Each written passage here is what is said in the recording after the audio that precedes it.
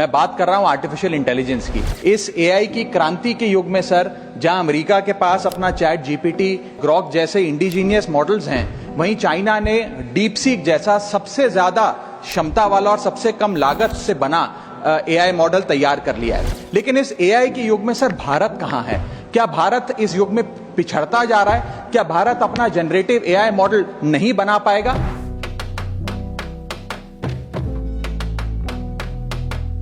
कि भारत के पास प्रतिभा भी है, मेहनती लोग भी हैं, ब्रेन पावर भी है, डिजिटल इकोनॉमी भी है और 90 करोड़ से ज्यादा इंटरनेट यूजर्स भी हैं। लेकिन फिर भी कहीं ना कहीं आज भारत एआई का कंज्यूमर बन गया है, एआई का प्रोड्यूसर नहीं बन पा रहा। भारत के हर नागरिक को एडवांस जनरेटिव एआई टूल्स की मुफ्त सब्सक्रिप्शन दी जाए। आज दुनिया बहुत तेजी से बदल रही है।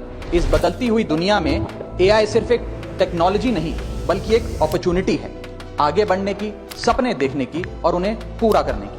अगर भारत सरकार हर नागरिक को एडवांस्ड जनरेटिव एआई टूल्स जैसे कि chat GPT, Gemini, Grok, Claude को सभी उम्र के और हर वर्ग के स्थानीय भाषाओं में मुफ्त और सुरक्षित तरीके से उपलब्ध कराए, तो यह देश की प्रोडक्टिविटी कई गुना बढ़ा सकता है और लोगों का कीमती समय बचा सकता है। भारत इस एआई के युग में एआई प्रोड्यूसर बने, ना कि एआई कंज्यूमर। इसके लिए सर कई कदम उठाने होंगे। सबसे पहले हमें इंडिजीनियस चिप मैन्युफैक्चरिंग भारत में इजाद करनी होगी। इसी के साथ साथ सर हमें एक डेडिकेटेड एआई इंफ्रा फंड तैयार करना होगा।